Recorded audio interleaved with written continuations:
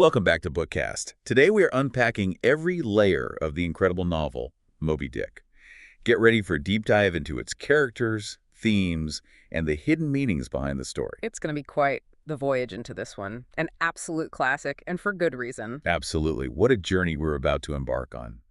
We're diving deep into Herman Melville's monumental work, Moby Dick, focusing on the brilliant narrative, the unforgettable characters, and, those layers of meaning that continue to captivate readers centuries later. They really do. Our mission today is to guide you through the initial chapters, to truly understand the call of the sea, the forging of unlikely friendships, and, those first whispers of the consuming obsession that drives this epic tale. That's right. We're looking at how it all begins, the foundations. We've got a stack of sources here, articles, literary criticism, and of course the text itself to help us extract those fascinating nuggets of knowledge. Plenty to dig into. So let's cast off with part one. The Call of the Sea and Unlikely Friendships, beginning as Melville intended, with chapter 1, Loomings.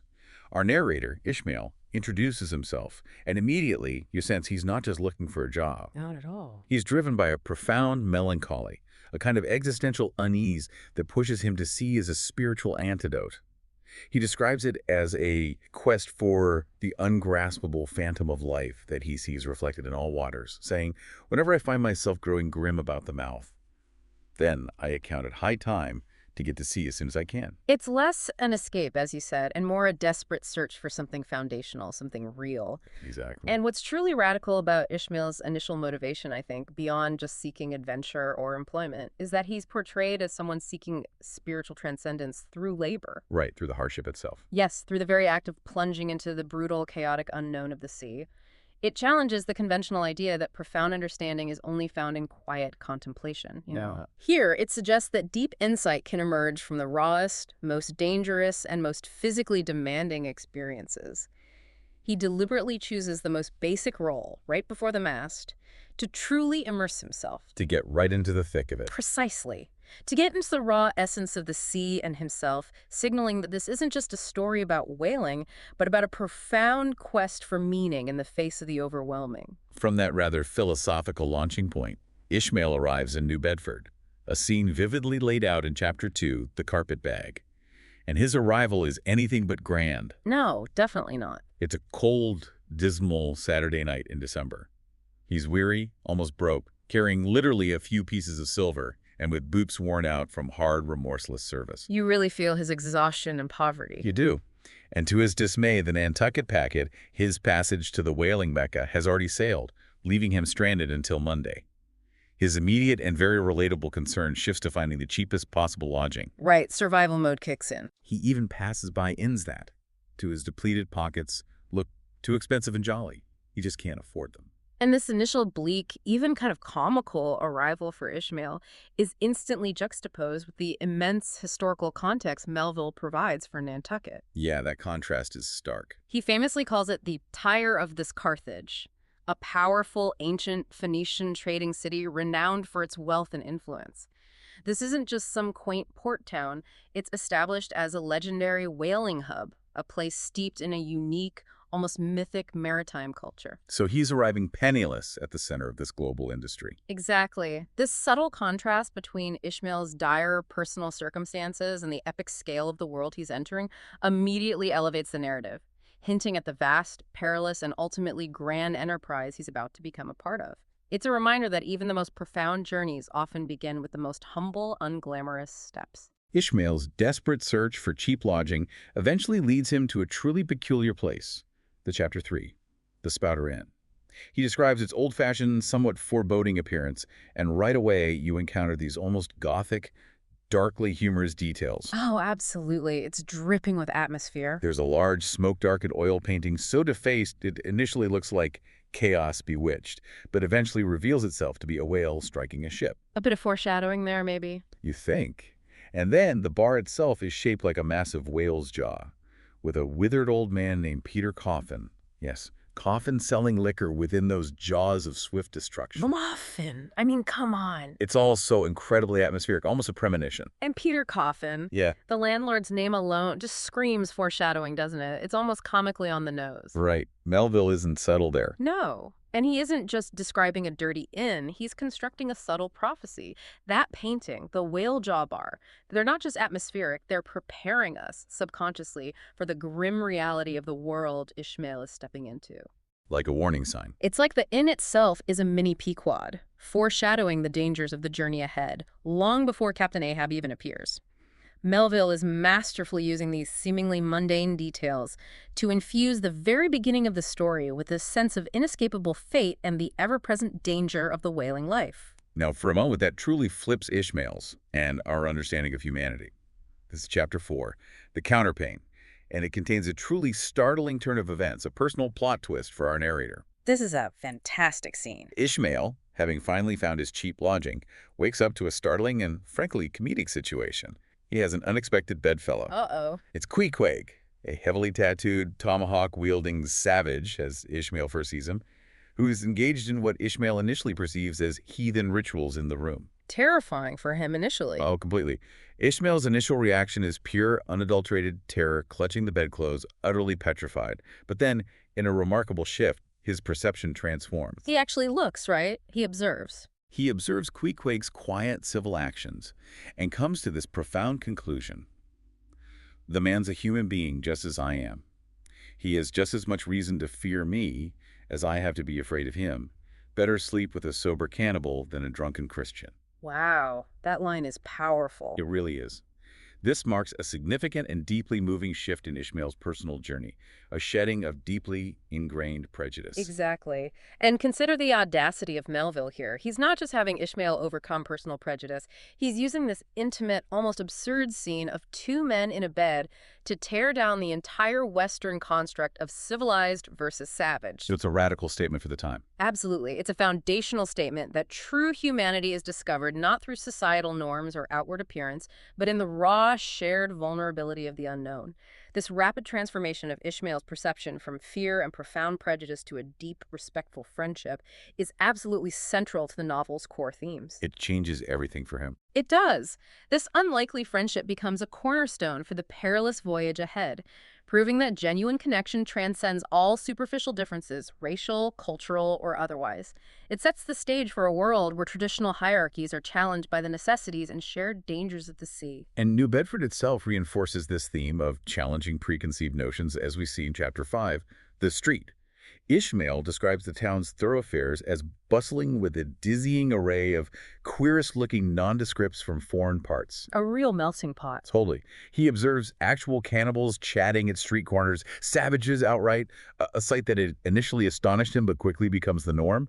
He even notes that islanders seem to make the best whalemen, and that the Pequod crew themselves are nearly all islanders. Isolados, too, not acknowledging the common continent of men, but each isolado living on a separate continent of his own.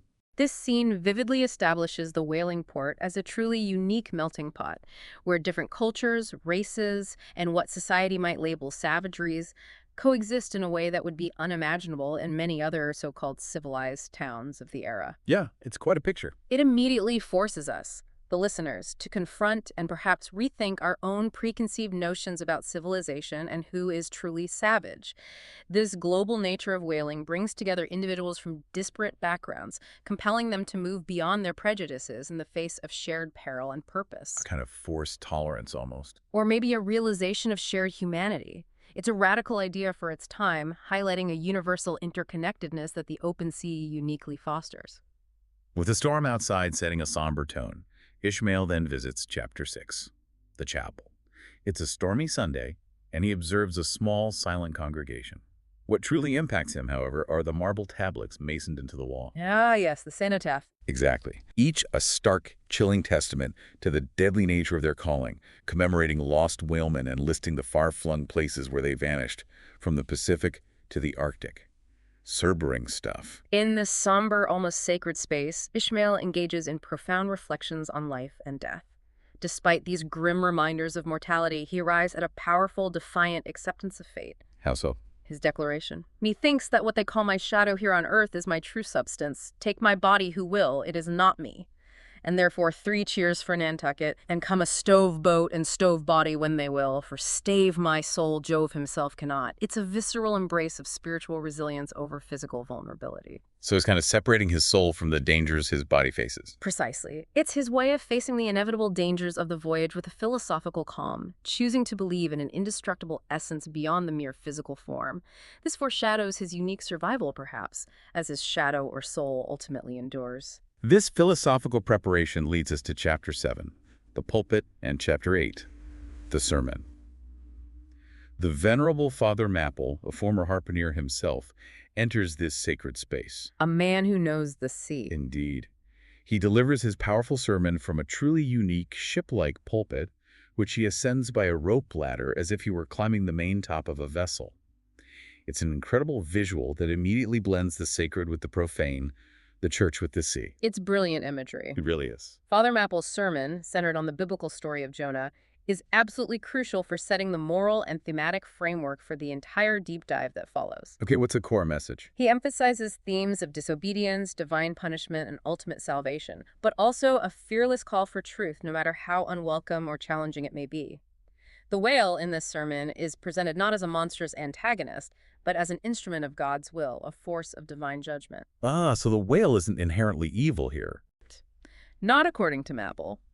This powerful religious context heavily foreshadows Captain Ahab's story, framing his monomaniacal quest not just as a hunt for a whale, but as a direct, almost sacrilegious defiance of a higher power. It tells us very early on that this isn't just an adventure story. It's a moral epic, deeply intertwined with questions of free will, fate, and cosmic justice. After all these profound internal and external shifts, in Chapter 9, A Bosom Friend, the bond between Ishmael and Queequeg is truly cemented. This is where it really solidifies. It's shown through shared rituals, like sharing a pipe and engaging in quiet, intimate conversations, an unspoken understanding, and their growing mutual reliance. This friendship powerfully transcends all cultural barriers. This chapter profoundly reinforces the deep human connection that can be formed in extreme circumstances. Trust and shared experience are shown to vastly outweigh societal differences and initial prejudices. It is quite moving, actually. It is. This burgeoning relationship between Ishmael and Queequeg becomes a core element of the voyage, standing as a beacon of humanity and mutual respect amidst the increasing darkness and isolation that will soon begin to fall upon the Pequod. It's a reminder that genuine empathy and understanding can bridge even the widest cultural divides. Now, in Chapter 11, Biographical, we get a surprising and rather dramatic backstory for Queequeg, a real twist. Oh yeah, this adds another layer to him. We learn he's actually a prince, the son of a high king from a distant island. His escape from his traditional life is nothing short of heroic. He paddled alone to a distant strait, then, in a desperate act of will, capsized his canoe and grappled a ringbolt on a passing ship, refusing to let go, even if hacked in pieces, because the ship had spurned his initial request for passage. He literally clung on for dear life. For hours, until they finally took him aboard. Incredible determination. This revelation provides a richer understanding of Queequeg's independent spirit and profound resourcefulness. It doesn't just make him a noble savage, you know? No, it shatters that stereotype. It highlights his adventurous nature and his deep desire for personal truth and experience over inherited power and a traditional, confining life. He's not simply a savage or an isolado. He's a man of noble lineage who chose his own path, embodying a self-made dignity that profoundly challenges Western notions of nobility and civilization. This backstory truly deepens his character, making his subsequent acts of heroism even more resonant. Ishmael and Queequeg continue their journey to Nantucket in Chapter 12, Wheelbarrow in Chapter 13, Nantucket. They push their meager belongings, including Ishmael's carpet bag and Queequeg's deeply cherished harpoon, in a simple wheelbarrow down to the moss packet. A humble mode of transport for a prince and his companion. Right. Onlookers stare at their unlikely camaraderie, this bizarre duo, but they pay them no mind. Queequeg, ever practical and deeply connected to his tools, insists on bringing his own harpoon because, as he puts it, it was well-tried in many a mortal combat and deeply intimate with the hearts of whales. It's part of him. It's clear this isn't just an implement, it's an extension of his very being. This unassuming journey, pushing a wheelbarrow through the streets, further emphasizes the unique identity of Nantucketers. Ishmael describes them as sea hermits, having overrun and conquered the watery world like so many Alexanders. They live and breathe whaling. Absolutely. This highlights their singular dedication to whaling as a way of life, something far beyond simple commerce or industry. It's a fundamental part of their identity. And Queequeg's attachment to his harpoon underscores the deep, almost spiritual connection whalemen have to their tools. The tools of survival. They're not just equipment, they're extensions of their own will, their experience, and their very survival in a world that demands ultimate self-reliance. This scene grounds their fantastical journey in a very real, tangible, and human way. After their journey, a brief, humanizing moment of comfort before the grand adventure comes in Chapter 14. Chowder. Ishmael and Queequeg arrive in Nantucket and share a delightful meal of clam and cod chowder at the Tripods. Ah, the famous chowder scene. It's a small, sensory detail that grounds the narrative, a fleeting taste of normalcy. Yes, that small detail provides a touch of local flavor and offers a momentary human respite for our protagonists.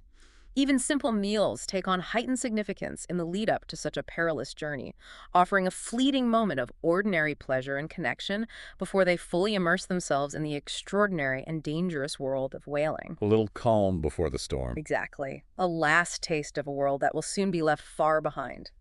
Then in Chapter 50, The Ship, we get a truly vivid and almost terrifying description of their vessel, the Pequod. Finally, the ship itself. And it's not just a ship. It's described as a cannibal of a craft, aged and weather-stained, adorned with the very bones and teeth of the whales it hunts. Its bulwarks are garnished like one continuous jaw with the long, sharp teeth of the sperm whale, and its tiller is curiously carved from the long, narrow lower jaw of her hereditary foe. Chilling imagery. It presents a barbaric yet noble appearance, a ship literally built from the spoils of its prey. This detailed description underscores the ship's deeply symbolic nature. The Pequod is a vessel that has absorbed the spirit of its quarry and the perils of its trade. It's not merely a transport, it's a living, breathing character in itself, imbued with the savage essence of its purpose. It feels almost alive, doesn't it? It does. The use of whale bones and teeth as decoration isn't just aesthetic. It foreshadows the ship's destiny, a vessel inextricably linked to the hunt, to the very leviathans it pursues. It highlights the wild and dangerous business of whaling and subtly hints at the dark destiny that awaits its crew, as if the ship itself carries the weight of its past kills. Next, in Chapter 16, his mark, Ishmael, undergoes an intense interview with Captain Peleg, one of the ship's owners.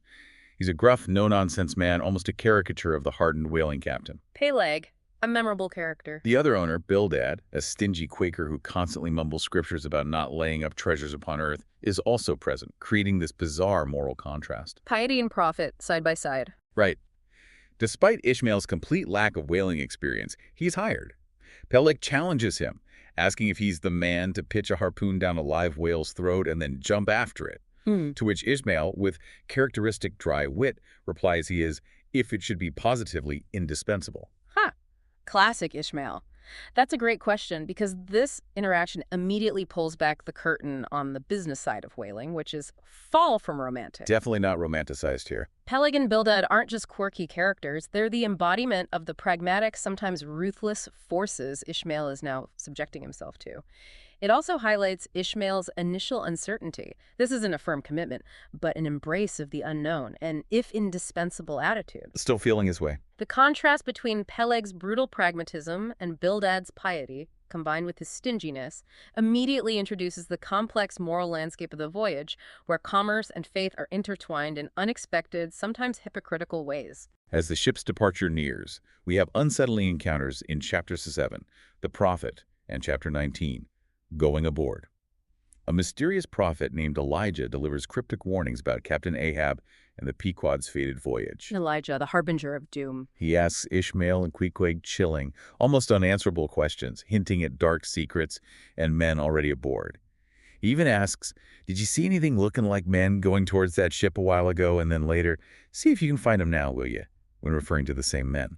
It's profoundly eerie. These encounters are masterful at building suspense and a pervasive sense of foreboding. Elijah's vague yet ominous pronouncements introduce the supernatural undertones that will permeate the story, casting a profound shadow over the ship's impending departure. He really sets an ominous tone. He functions as an oracle, a voice of doom that suggests the Pequod is embarking not merely on a whaling trip, but on a dark, fated quest, predetermined by forces beyond human control. The unanswerable questions he poses linger, seeding doubt and unease about the true nature of the voyage and Captain Ahab's mysterious past crew. Then, in Chapter 22, the narrative shifts to explore the surprising global impact of whalemen. Ishmael takes a moment to champion them. Yeah, this is an interesting chapter. He describes them as unsung heroes who not only established commerce across the globe, but also contributed to the liberation of nations like Peru, Chile, and Bolivia from the yoke of old Spain. He even points out that whalemen supply your kings and queens with coronation stuff, referring to spermaceti oil, which was the purest and most valuable illumination. This chapter profoundly challenges the listener's perspective on history, showcasing the unexpected and far-reaching consequences of a seemingly isolated and brutal profession. It gives them a certain dignity. It illuminates the inherent dignity in their perilous toil, presenting these rough, often marginalized men as crucial agents of global change and progress, shaping geopolitical landscapes far beyond their direct intent.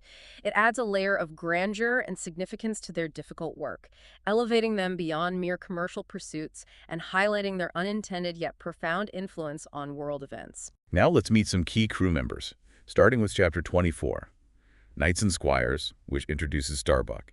He's the chief mate, a Nantucket Quaker, described as earnest, resilient, and deeply conscientious. Starbuck, the voice of reason, or attempts to be. Yet, despite his rugged sobriety, he's susceptible to superstition and haunted by domestic memories of his young wife and child back home. He carries their images with him, which softens his hardy, practical nature. Starbuck is positioned as a crucial counterpoint to the coming force of Ahab. He embodies the internal struggle between duty, practical survival, and spiritual anxieties. He feels very human, very grounded. His grounding in domestic life and his inherent reverence make him profoundly relatable to the listener, representing the human cost and internal conflict that will be amplified under Ahab's obsessive command. He is the voice of pragmatic reason, deeply concerned with the welfare of the ship and its crew, though often unheard as Ahab's monomania grows. Following him, in Chapter 25, Knights and Squires, we meet Stubb and Flask. Stubb is the second mate, a happy-go-lucky Cape Cod man who faces peril with an almost indifferent air, often humming tunes during the most deadly encounters. Stubb, the fatalist, or maybe just carefree.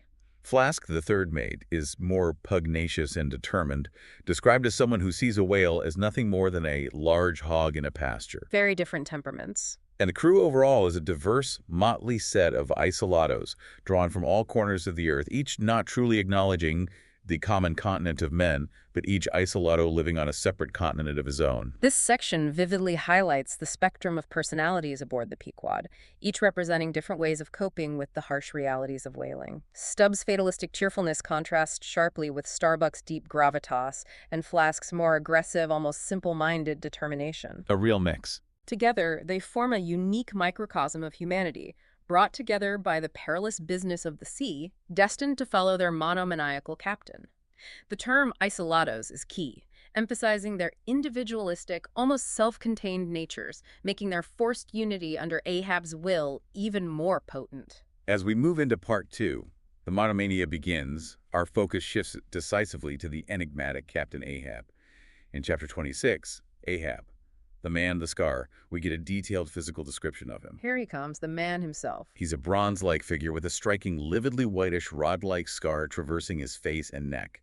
Its origin is cloaked in mystery. Some say it's a birthmark, others a mark from elemental strife at sea when he was 40, not from a mortal fray. The scar is far more than a physical blemish. It's a potent symbol of Ahab's past encounters and his deep, indelible connection to Moby Dick, the whale that took his leg. It marks him, literally and figuratively. It visually embodies the enduring trauma and consuming obsession that define him. Whether a birthmark or a wound from a titanic battle with a natural force, it foreshadows his central fated role in the unfolding tragedy and his relentless, almost cosmic struggle against the white whale. It's a mark of destiny, a visible sign of his singular, destructive purpose. In Chapter 27, enter Ahab. To him, Stubb, Ahab makes his initial appearance on deck. It's a silent, imposing presence that immediately commands attention and implies his single-minded focus. He doesn't need to say much initially. No, he just is a figure of immense gravity who instantly sets a new tone for the ship. This early depiction is crucial in establishing Ahab's formidable authority and the palpable tension he creates simply by his presence. Even without words, his physical presence casts a long shadow over the ship. You feel the shift immediately. It tells us that his command is not merely administrative. It's a force of will that subtly but inexorably begins to dominate the entire vessel and its diverse crew. The ship's purpose, previously commercial, now seems to implicitly shift. That dominance is even reflected in Stubb's subconscious, as seen in Chapter 29. Queen Mab's Stubb recounts a bizarre, unsettling dream where Ahab kicks him with his ivory leg. A very strange dream. And a chimney hag, in the dream, proclaims it an honor to be kicked by such a great man. It's a weird blend of the comical and the foreboding. This dream serves as a powerful psychological interpretation of Ahab's growing influence. It reveals a subconscious acceptance of Ahab's dominance, not just as a captain, but as a factor of strange, almost prophetic significance. So even Stubb's dreams are under Ahab's spell. In a way, the dream acts as a strange prophecy of the crew's coming subservience, highlighting how pervasive and irresistible Ahab's will is becoming, affecting even their nocturnal thoughts and warping their perceptions of status and honor. It foreshadows the crew's increasing inability to resist his consuming obsession. We now arise at what is arguably the most significant pivotal moment of the entire novel, a true dramatic turning point, in Chapter 34. The quarterdeck. This is it, the big reveal. This is where Captain Ahab gathers the entire crew and publicly reveals his true monomaniacal purpose. He declares that their voyage is not for oil, but to hunt down and kill Moby Dick, the white whale that took his leg. He lays it all bare. He nails a Spanish doubloon worth $16 to the mast, declaring it the prize for whoever first sights Moby Dick, and then demands an oath of vengeance from every single man, having them drink from the same harpoon socket. A blood oath, essentially. It feels like that. This is the absolute dramatic climax, the moment the commercial enterprise of whaling is fundamentally transformed into a personal vendetta. Ahab compels his crew, through a ritualistic act, to pledge allegiance to his obsession. How do they react? The crew's reactions are varied. Some are swept up in the frenzied fervor. Others, like Starbuck, are deeply hesitant and conflicted, but ultimately they are bound by this shared dark vow. The doubloon, initially a symbol of material wealth, becomes sanctified to this one awe-striking end of vengeance. It changes the whole purpose of the voyage. Completely. It seals their collective fate, committing them to a path of relentless, singular pursuit that will tragically consume them all. It's a powerful moment of manipulation and shared destructive purpose. With the mission now chillingly clear, Chapter 9, Moby Dick delves into the legend of the whale itself. The object of the obsession. Moby Dick is not just any whale. He's described as having unwanted magnitude, a remarkable hue, pure white, and a deformed jaw. He's known for his intelligent malignity and treacherous retreats, often attacking the very boats that pursue him. More than just an animal. Whalemen also believe he's ubiquitous and virtually immortal, with stories of harpoon barbs from different oceans found in his body, suggesting he traverses the globe with impossible ease. Here, Moby Dick is elevated far beyond a mere animal. He becomes a force of nature, almost a supernatural entity. His cunning, immense power, and seemingly conscious malice inspire both terror and a strange reverence among whalemen. He's a legend. The stories of his ubiquity and immortality transform him into a mythic creature, representing not just a physical challenge, but a profound, almost cosmic nemesis for Ahab. He embodies the wild, untamable forces of the universe against which humanity, in its hubris, pits itself. Melville makes us question if he is a sentient, malevolent force or merely nature's indifferent power. Building on that, Chapter XA, The Whiteness of the Whale is a truly profound philosophical exploration, one of the most famous chapters in the novel. A dense but fascinating chapter. It unpacks the terrifying symbolism of whiteness itself. Ishmael argues it's not just a color, but the absence of all color, representing the heartless voids and immensities of the universe. He even calls it a colorless all-color of atheism, suggesting a terrifying blankness or lack of meaning. It's a heavy concept. He gives examples ranging from the repulsive albino man to the pallor of the dead and the irrational fear a cult has of a white buffalo robe, despite never having seen one. It's a masterful dissection of primal fear. This is a core thematic chapter, where Moby Dick's whiteness transforms him into a symbol of existential dread. Ahab's hunt, then, becomes more than just a pursuit of an animal. It's a confrontation with the very void of meaning, with the unfeeling, indifferent vastness of existence. So the whiteness itself is terrifying. It suggests that true horror lies not in vibrant malice or overt evil, but in a cold, absolute emptiness, a terrifying neutrality that strips away all warmth and purpose. It challenges the listener to consider the deeper, more unsettling implications of confronting the unknown and the indifferent forces of nature, a fear that goes beyond simple physical danger. The idea of Moby Dick's near-supernatural nature continues to be reinforced in Chapter 44, Surmises. The whaleman's belief in his omnipresence and virtual immortality is fueled by tales of whales found with harpoon barbs from different oceans. Right, the idea that he's everywhere. Implying the white whale's ability to traverse the globe with impossible ease, leading some to infer that the Northwest Passage was never a problem to the whale. This chapter further highlights how such anecdotal phenomena feed into the superstitious awe surrounding Moby Dick. He becomes less a creature and more a mythic force, a manifestation of the ocean's vastness and unpredictability, transcending ordinary understanding and embodying the unknown dangers that whalemen constantly face. It just adds to his mystique. It solidifies his status as an almost divine or demonic entity in the minds of the crew, making Ahab's pursuit all the more fated and significant. In Chapter SE5, the mapmaker, Ishmael and Queequeg are observed weaving a sword mat for their boat. Ishmael takes this mundane act, the weaving of fixed threads, and transforms it into a profound philosophical reflection on destiny. A beautiful, quiet moment of deep thought. He sees the fixed threads of the warp as necessity, his own hand working the shuttle as free will, and Queequeg's indifferent sword, which sometimes hits the wolf slantingly or crookedly or strongly or weakly, as chance. Necessity, free will, chance. He concludes that all three, necessity, free will, and chance, are no-wise incompatible and interweave to form destiny. This is a deeply contemplative and crucial moment, where ordinary labor becomes a profound meditation on the fundamental forces that shape human life and fate. Ishmael asserts that these three seemingly disparate elements, necessity, the fixed circumstances of life, free will, our choices, and chance, the unpredictable and arbitrary, are not in opposition, but rather work together to form destiny. That's a really elegant metaphor. It's a key philosophical statement about the interwoven nature of determinism and individual agency, a complex idea presented through a simple, relatable, and visually powerful image. It suggests that even within a fated journey, there's room for choice and chaos. We transition now into Part 3, the hunt and its revelations, which delves into the practicalities and deeper meanings of whaling. We start with Chapter XX, Cetology. Ah, the whaling science chapter. Ishmael, our narrator, presents his own detailed pseudoscientific classification system for whales, dividing them into folio, octavo, and duodecimo based on size. A very Ishmael thing to do. He describes various species, like the sperm whale, the largest and most valuable for its spermaceti, that precious, waxy substance from its head used for the finest candles and oils. He also humorously critiques previous, often inaccurate, attempts at whale classification, showing off his keen observation and disdain for armchair naturalists.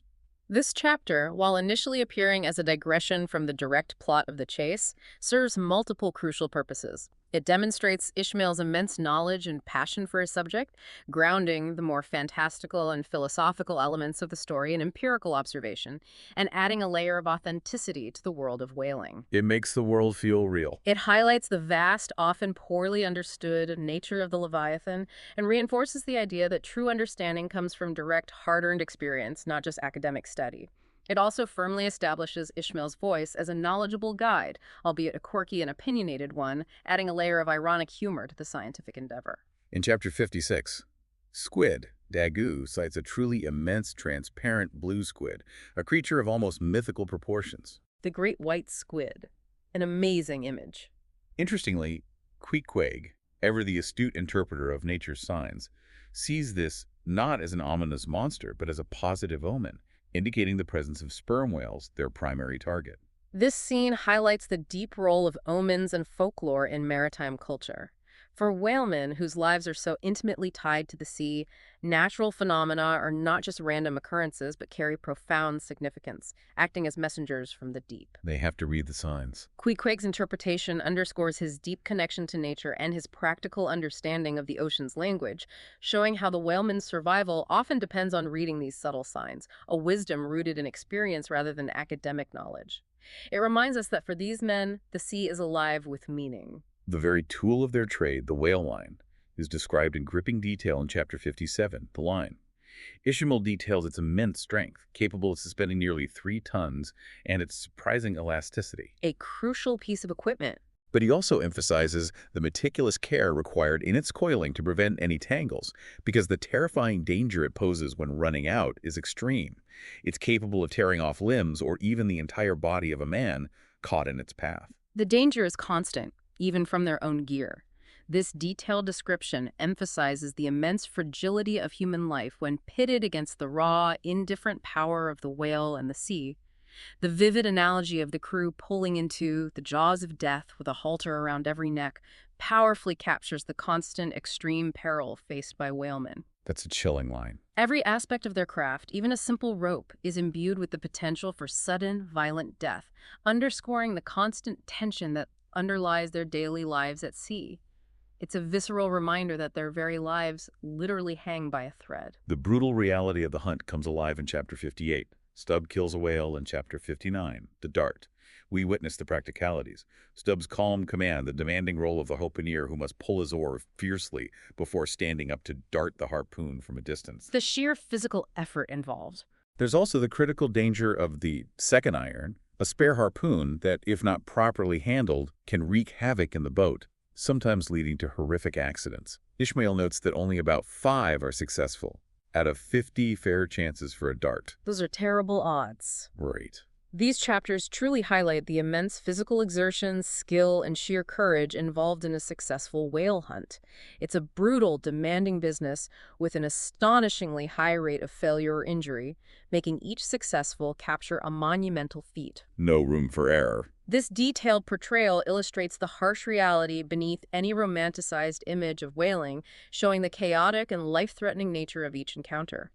The low success rate of harpooneers really drives home the monumental, dangerous challenge of their profession and the constant gamble they take with their lives. After the kill comes the grim necessity, as described in Chapter 63. Cutting in Chapter 64, the blanket. This is the laborious process of cutting in, stripping the blubber. The blanket piece. Described as the whale's blanket, or thick protective skin, from the colossal carcass while it floats alongside the ship. It sounds incredibly difficult and dangerous.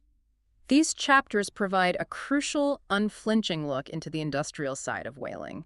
It's about the transformation of the majestic whale into raw material oil and spermaceti. The messy reality of the business. It illustrates the sheer, immense scale of the operation required to process such a colossal creature, emphasizing the brutal efficiency of the industry that underpins their entire existence.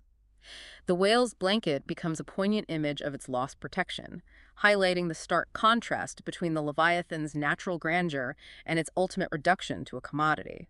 The aftermath is vividly portrayed in Chapter LXXI, the funeral. The discarded peeled white body of the whale after it's been flensed, that is, stripped of its valuable blubber floats like a marble sepulcher. A powerful image. Attracting swarms of insatiate sharks and rapacious flights of screaming fowls, creating a doleful and most mocking funeral. It's a grotesque yet strangely beautiful spectacle of nature's cycle. This scene explores the stark contrast between the beauty and vastness of the sea and the brutal reality of the whaling industry. Even in death, the whale's body continues to serve a purpose in nature's cycle, feeding other creatures. Nothing goes to waste, in a way. It's a powerful, almost grotesque image that underscores the cyclical nature of life and death in the ocean and the transient, destructive role of humans within it. It's a testament to the fact that nothing in nature is truly wasted, even as humans exert their will upon it. In Chapter 66, the Sphinx, we get a rare, deeply contemplative, and unsettling side of Ahab. He delivers a dark, philosophical soliloquy to the severed black head of the sperm whale, which hangs like a sphinx from the ship. Ahab talking to the whale's head. Creepy. He demands its secrets, acknowledging its deep dives into this world's foundations where untold hopes and anchors rot. It's a moment of profound, almost desperate seeking. This scene reveals that Ahab's quest is not solely for vengeance, but also for ultimate knowledge, a desire to plumb the deepest mysteries of existence. He attempts to extract profound truths from the silent, ancient head of the Leviathan, seeing it as a symbol of cosmic wisdom. He thinks the whale knows things. It highlights his intellectual, albeit twisted, pursuit of something beyond the physical act of the hunt itself, further complicating our understanding of his monomania. He's trying to force the universe to yield its deepest secrets, seeing the whale as a gatekeeper to hidden truths, a truly singular and chilling motivation. The constant immediate danger faced by the crew is perfectly symbolized in Chapter 67, the monkey rope.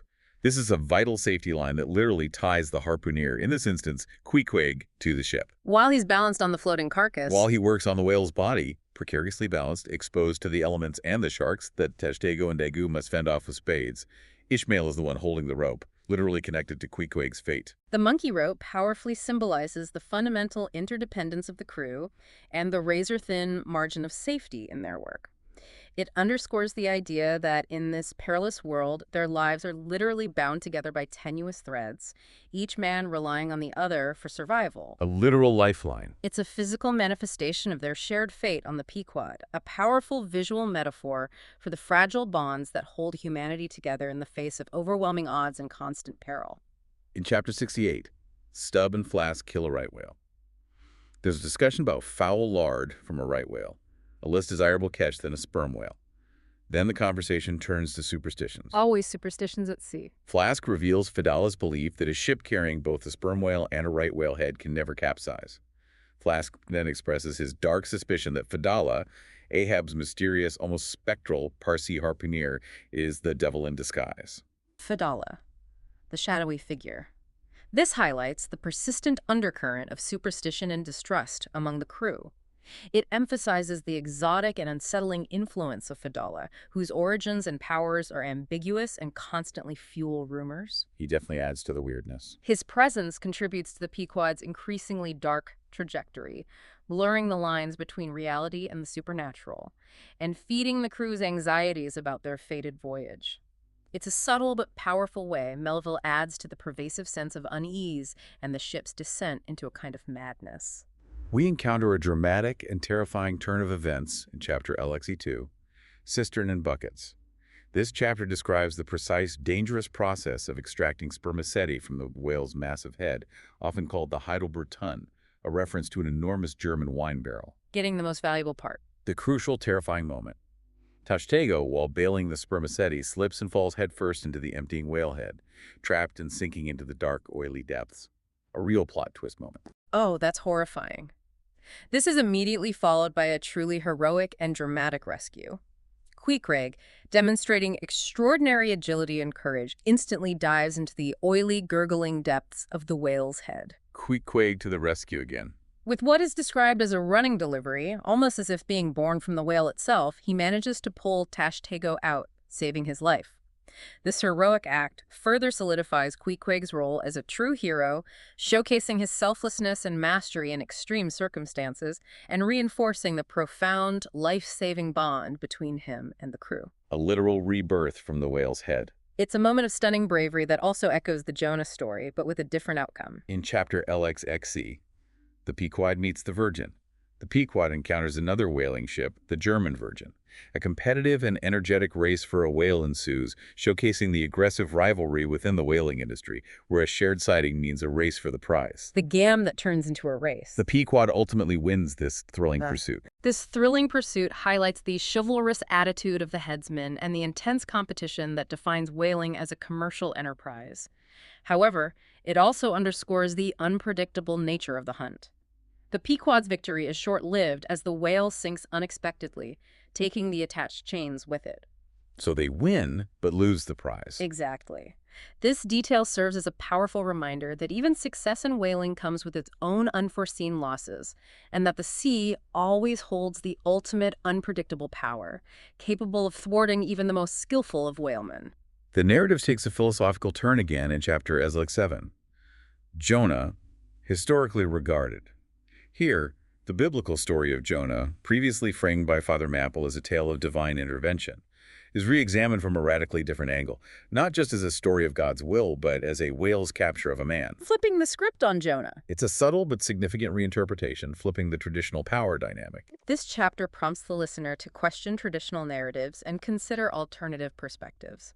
It profoundly suggests that the sea and its creatures are not merely passive objects of human dominion, but forces with their own profound roles and agencies. It gives the whale agency. It blurs the lines between hunter and hunted, implying a more complex and unsettling relationship between humanity and the natural world, where man is not always the conqueror.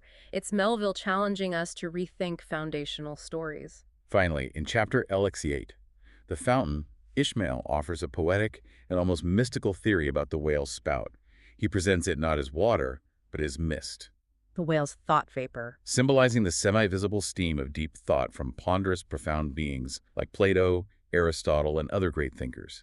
He notes it is sometimes even glorified by a rainbow, a sign of heaven's seal upon its thoughts. This truly elevates the whale to a majestic, almost spiritual entity. It challenges simplistic, purely utilitarian views of the Leviathan, suggesting a hidden dignity, intelligence, and even a spiritual essence in these colossal creatures. It makes the whale seem almost wise. This perspective makes Ahab's relentless pursuit of Moby Dick even more complex, transforming it from a mere hunt into a confrontation with something profoundly sacred, intelligent, and mysterious, perhaps even a consciousness far older and deeper than our own. As we move into part 4, deepening mysteries and warnings, the atmosphere on the Pequod becomes increasingly tense, the psychological pressure mounting. In chapter LXX, the Grand Armada, and chapter LXNexi, Schools and Schoolmasters, the Pequod encounters a colossal grand armada of sperm whales, a vast, teeming community. An incredible sight, thousands of whales. The chaos and danger of hunting within such a vast herd are palpable. Ishmael distinguishes between male bulls and female harem schools, noting the surprising loyalty of female whales to their harpooned companions. They swim around their injured comrades with every token of concern, sometimes lingering so long as to fall a prey themselves. He also notes their fierce duels for love. This section profoundly explores the social complexity and communal bonds of whales, further complicating the perception of them as mere targets for oil. Their demonstrated loyalty, their complex social structures, and their duels for love add significant depth to the hunter-prey dynamic. It really humanizes them, in a way. Presenting them as intelligent, sentient beings with their own intricate social codes.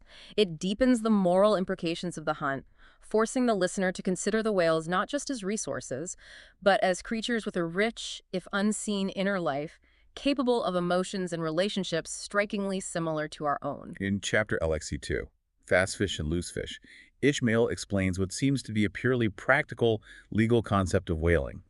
A fast fish is one that is owned, typically by virtue of a harpoon being attached. If you've got a line in it, it's yours. While a loose fish is available for capture by anyone. Simple enough, right? But Melville doesn't leave it there.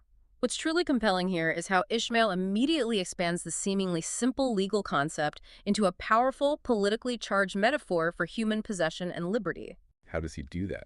He applies it to historical injustices, equating Russian serfs and Republican slaves to fast fish, whose possession is the whole of the law. He extends the concept to colonialism, asking, what was America in 1492 but a loose fish, in which Columbus struck the Spanish standard? He names Poland to the Tsar, Greece to the Turk, India to England, and even Mexico to the United States as loose fish. Wow, that's a huge leap. He even asks, what are the rights of man and the liberties of the world but loose fish? And concludes by asking us, the listener, and what are you, reader, but a loose fish and a fast fish, too? Making it personal. This brilliantly broadens the narrative beyond the immediate hunt, prompting us to consider the moral implications of ownership, freedom, and power in a global, historical, and even personal context. It's a powerful, unsettling reflection on who truly owns whom and how tenuous freedom can be. A brief respite from the Pequod's grim intensity comes in chapter SC3, The Decanter. The Pequod encounters the English ship Samuel Enderby, which is described as a well-managed and hospitable whaling vessel. A gam, a social visit at sea. Ishmael finds a moment of comfort and camaraderie there, a stark contrast to the increasing grimness and monomania consuming his own ship. They shared good flip and had a fine gam. This encounter provides a crucial external perspective on whaling. It demonstrates that not all voyages are consumed by obsession. Some are indeed simply about the trade. It offers a fleeting glimpse of a less fated existence, a different, more balanced way of conducting the dangerous business. It shows what the Pequod could have been. Perhaps. It highlights how unique and extreme Ahab's path is, making the Pequod's impending doom feel more like a tragic, avoidable choice than an industry standard. It's a reminder of a normalcy that the Pequod has irrevocably left behind. In Chapter C, Ahab and the Carpenter, we are introduced to the Carpenter, a seemingly emotionless automaton who skillfully crafts Ahab's new ivory leg. The ship's handyman, but sort of detached from everything. Ahab engages him in a deep, brooding conversation about the leg and his lost limb, almost as if he's trying to understand his own fragmented self through the artisan's detached perspective. The Carpenter, for his part, responds with surprisingly philosophical, almost nihilistic observations on life, death, and existence. The Carpenter's detached yet profound observations on life, combined with his mechanical efficiency, highlight the stark contrast with Ahab's intense, singular focus. Ahab's interactions with him reveal his relentless determination and how his physical manifestation of monomania, the ivory leg, is being continually reforged and perfected. He's literally rebuilding himself for the hunt. The Carpenter, with his own philosophical musings, serves as a foil, emphasizing Ahab's singular, all-consuming drive, while also representing a kind of dispassionate cosmic indifference to human suffering and obsession. He's the embodiment of a world that simply builds and repairs without judgment. Now, a truly significant internal dramatic shift, a powerful turning point occurs in Chapter CI, Ahab and Starbuck in the cabin. A serious leak is discovered in the ship's hold, jeopardizing the entire voyage. A major crisis, potentially sinking the ship. Starbuck reports this to Ahab, who is utterly consumed by his charts of Moby Dick's hunting grounds and cares for little else. Enraged by any concern that deviates from his obsessive chase, Ahab actually threatens Starbuck with a loaded musket. A terrifying moment of confrontation. This is a profound and agonizing internal struggle for Starbuck. Pushed to the absolute brink, he experiences an agonizing internal debate, deeply contemplating killing Ahab to save the ship and crew from the captain's mad quest. Does he actually consider mutiny, killing his captain? He does. He holds the musket himself later, pondering it.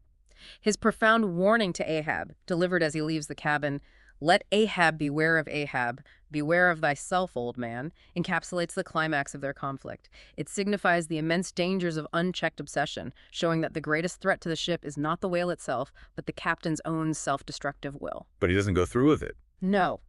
Starbuck, the man of reason and duty, is pushed to the brink of mutiny, but his deeply ingrained moral compass and sense of piety ultimately prevent him from acting. It's a huge internal plot twist for his character. In Chapters C and 2, Queequeg, in his coffin, we find another unexpected and powerful narrative twist. Queequeg falls gravely ill with a fever, believed to be near death. It seems like the end for Queequeg. With remarkable composure and stoicism, he calmly requests that a coffin be made for him, specifying it should contain his harpoon, paddle, biscuits, water, and his idol Yojo. He even tests it for comfort, murmuring, "Rarmai, it will do, it is easy," fully accepting his fate. This poignant scene leads to a truly miraculous and symbolic plot twist. Queequeg unexpectedly recovers, stating simply that it's not his time to die. He basically decides to live. He wills himself back. It seems so. This incredible turn of events is more than just a character's recovery. It's deeply symbolic. His coffin, now superfluous, is later repurposed by the ship's carpenter as the ship's life buoy after the old one is lost. The coffin becomes a life preserver. Exactly. This transformation is a powerful symbol of life arising from the shadow of death, and critically, it becomes a key element of Ishmael's ultimate fate, linking Queequeg's life and even his premature death in an unexpected and profound way to the very end of the story. It's a beacon of hope emerging from the very symbol of demise. The increasing extremity of Ahab's methods, his descent into a truly dark obsession, is starkly highlighted in Chapter CV, The Forge.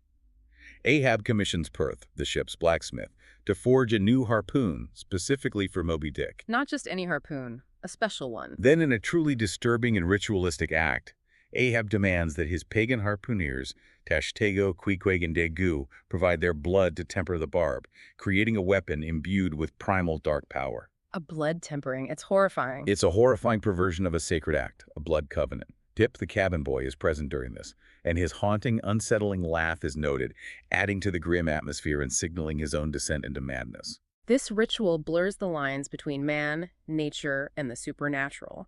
Ahab is not just forging a weapon, he is creating a tool of vengeful ritual, imbuing it with the lifeblood of his diverse crew, a symbolic sacrifice. He's dragging them all into his dark ritual. It shows the full extent of his monomania, transforming the hunt into a dark, almost pagan act of defiance against the natural order, sealing the crew's fate through a shared, bloody covenant. It's a moment of profound evil that ties the harpoon and the men directly to the destructive will of Ahab. The ship encounters a truly violent typhoon. In Chapter C and 3, Midnight, Aloft, Thunder and Lightning, and Chapter C and 4, The Musket. The storm strikes the Pequod with incredible fury. Nature itself seems to be fighting back, causing the ship's compasses to spin wildly, disorienting the helmsman and making navigation impossible. Tashtego struggles heroically to secure the rigging, while Starbuck and Stubb work diligently against all odds to save the ship. The Tempest serves as a powerful physical manifestation of the chaos and destructive forces unleashed by Ahab's unchecked obsession. It directly amplifies Starbuck's internal conflict. How so? He believes Ahab's defiance of nature and his refusal to seek safety, for instance, by not installing lightning rods, will lead them all to ruin. The storm literally mirrors the internal turmoil of Starbuck and the escalating external dangers faced by the crew. It's a powerful symbol of the universe pushing back against Ahab's hubris, a cosmic warning that goes unheeded. In Chapter C-108, the Pequod meets the Rachel. The Pequod encounters another ship, the Rachel, a name heavy with biblical symbolism of a mother weeping for her lost children. A very poignant encounter. Her captain is desperately seeking Moby Dick, not for vengeance, but because the white whale has taken his young son and a boat crew. He pleads with Ahab for help in the search. A father's desperate plea. And Ahab. This scene is a profound demonstration of Ahab's utter cruelty and the full extent of his monomania and moral corruption. Consumed entirely by his own mission, he coldly and mercilessly refuses to help the Rachel, prioritizing his personal vendetta over basic human compassion and the desperate plea of a father. He won't even stop to help find a lost child. No. This powerful refusal directly foreshadows the Pequod's own desperate end and, with incredible irony, hints at the Rachel's future pivotal role in Ishmael's ultimate salvation. It's a moment that funnily establishes Ahab's dehumanization and signals the tragic consequences of his singular pursuit. As the Pequod nears Moby Dick's known hunting grounds, Ahab's obsession reaches its absolute peak in chapters CXX. The Hat. He's constantly present at the masthead, sometimes for days, his gaze fixed on the horizon. Relentless watchfulness. Demanding, what do you see? Sharp, sharp. His singular, unblinking presence reflects his unwavering, unsettling focus, like an unsetting polar star that guides them toward their fate.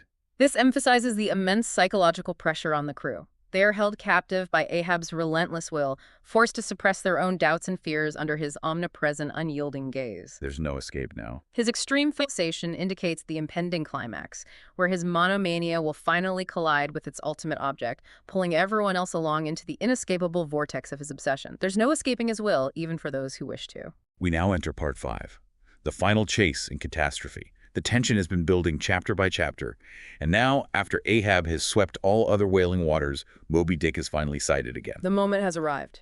The cumulative anticipation among the crew is unbearable, as they know this is the ultimate confrontation they have been driven towards. Ahab, in his final desperate act, climbs the mast himself to spot him. The die is cast. This sets the stage for the dramatic, fated showdown. It's the culmination of Ahab's relentless, years-long pursuit, where the forces of human vengeance, symbolized by Ahab and the Pequod, are about to collide with the raw, untamable power of nature embodied by Moby Dick. The final battle. It's a fated battle that has been foretold and built towards since the very beginning, and the collision will be epic, destructive, and truly definitive. The whole world seems to hold its breath for this confrontation. And now, the truly catastrophic, final dramatic plot twist. The ship's demise.